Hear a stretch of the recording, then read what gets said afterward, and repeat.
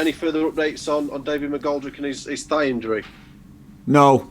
So just like I said Saturday, we know he's got a tear there, and it's just a course of treatment we're waiting on now. Do you know when you are likely to hear anything? Is that potentially later this week? Yeah, we've heard, but like I said, we're going to speak to some more people as well about it. Similar to what we did, so it'll be the same process we did with Rian. Fair enough. The decision to recall Daniel Jebbison now looks an important one in hindsight, given the options are now a little bit more limited up front. Yeah, that's how quick it can change, isn't it? We've get his balance in the squad right. We put the squad together for January, and then as quick as that, two injuries and pretty big ones, So, yeah, that's the importance of the squad. That's why we'll be using all the players. Hopefully, Ozzy will be back in training in the next couple of weeks, and then that's another attacking option we've got as well. Will Daniel Jebbison get his chance now, either off the bench or starting? Yeah, possibly. It's all down to him. And obviously the state of the game and how the game's panning out. But yeah, from his point of view, the fewer bodies we've got, the less competition it is. But I've said it all along. You have to be performing to get in the team. And in fairness to Jebbo, he's noticed a real difference in this group. He's come back from Burton and he's feeling the intensity of the training and the quality of the training.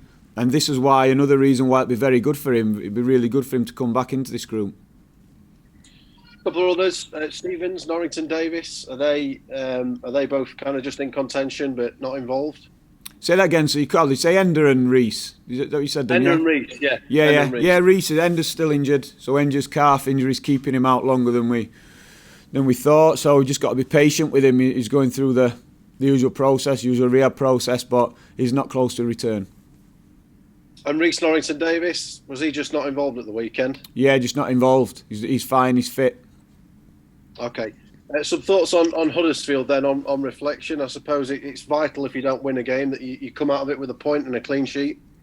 Yeah, and watching the game back, it was a tough game, tough physically. Like physical outputs of both teams were very high. I thought they defended their box very well against our threat, and we had to be pretty vigilant for them counter-attacking us. When they got in behind us, breaking away. So they were the problems. And yeah, it was a second half in particular, because I thought we were a bit loose with the ball first half, which gave them the ball back, and that was the only problem really first half. But second half we were better with the ball, asked them more questions in terms of them defending their box, but they still threw at us on the counter and things like that. So it was a tough game. Looking specifically at your midfield, Paul, are you a more effective side right now with Ollie Norwood and Conor Hourahan in the team? Well, no, because I thought that was a good performance at the weekend. But the one thing, and I say it, and it's there for all to see, they've not lost together as a pairing, But Sandra and Flecky, we know how good of players they are, and they're chomping at the bit to get past them and to get in the team. And there's some good performances again on Saturday from those two. So yeah, it's a good dilemma to have. Speak to players about it. It gives us the option to play three in there, which we have done a couple of times. So yeah, it's a strong position for us at the minute. I think the one thing that Ollie and Conor do bring is a real voice on the pitch. They both got good brains, and they actually use that by giving good information constantly throughout the 90 minutes. And that's probably the bits that lots of people don't see, but is of a big value to your team. Do you feel you need to see still a little bit more from John Fleck and Sander Berger in terms of what they bring to the team? I know both have clearly been out and haven't got as many minutes as they'd have liked. Yeah, you always want more from every player, but they set both goals up at Birmingham and helped us win the game. So apart from scoring the goals themselves, there's not much more they could have done. So no, they're performing well. Like I said, it's a really strong position for us at the minute. For really good players, all with different qualities, and like I say, not only they're performing on the pitch on a Saturday, a Tuesday night, whatever, they're training hard and competing against each other every day in training as well. And I think that's what's probably bringing the best out of them all. Given the fixture list, will you continue to rotate? Not just in midfield, but potentially other areas of the team? Yeah, not necessarily. It'll depend. I mean, for this schedule we've got now, I think it's vitally important. But there are moments where it calms down, and even in moments where it's Saturday, Tuesday, Saturday, that's fine. So there's not always a need to. But I've said it before, we wouldn't be doing it if the players weren't performing and showing that they deserve to play, but they do deserve to play. But you've also got to reward that team that's winning and performing week on week as well. So yeah, there's no necessity to do it. There's no formula to do it. We're just certainly making sure that we don't come in stuck further down the line by stretching someone a little bit too far when there's no need right now.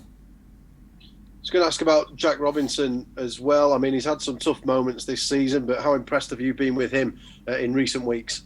Yeah, he was good. Listen, and again, we're talking about the value of the squad. I think him and Ben Davies have probably shown that in the last few weeks. We all of a sudden lost Robbo to an illness, and Robbo had been performing well.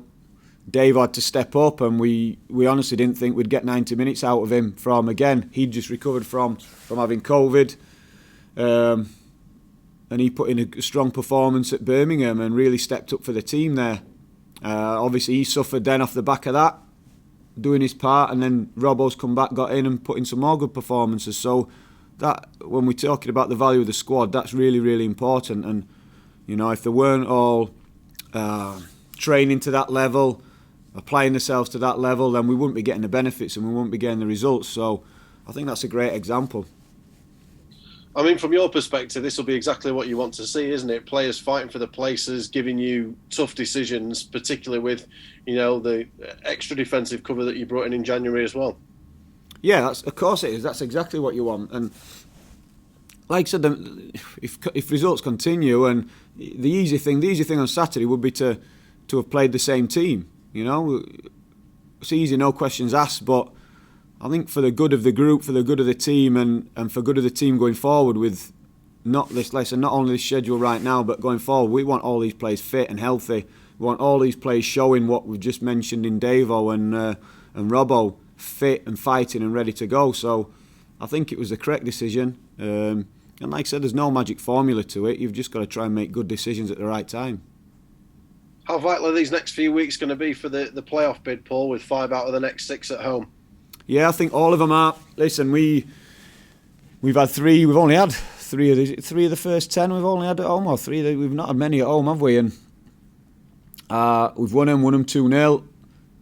Good consistency in the performance. We've faced different challenges in each of the game, and we're going to continue to do that. So we're looking forward to Bramall Lane, looking forward to getting it full, looking forward to performing and getting the crowd going as well. And I mentioned it last week. The fans were great away. They've been a great, fantastic away from home, and we want the same at Bramall Lane. And we want them to respond. We want them to play the part because, yeah, we're still chasing. It feels like we're forever chasing, but we're happy to do it. We're happy to be on the coattails of the others and just keep trying to claw one club back at a time. Do you feel in a strong position, though, with between 1 and 3 games in hand on other sides, and with momentum seemingly well with your side right now? Yeah, definitely. If you'd have asked any one of us, whenever it was November, everyone would have snapped your hand off and maybe not believed this. But so yeah, we're over the moon with it. But there's that long a time to go. We've not done anything. We've not got anywhere yet. We've seen how tough it is. We've seen how tough the other teams are fighting and scrapping, because we're one of several teams who's put themselves in a good position. And we've just got to keep looking after ourselves, keep pushing and making sure that as that season winds down, we're still in a position where we can do something about it. Hull up next. I mean, big changes with them, both on and off the pitch. I mean, how do you view them as the next opponents?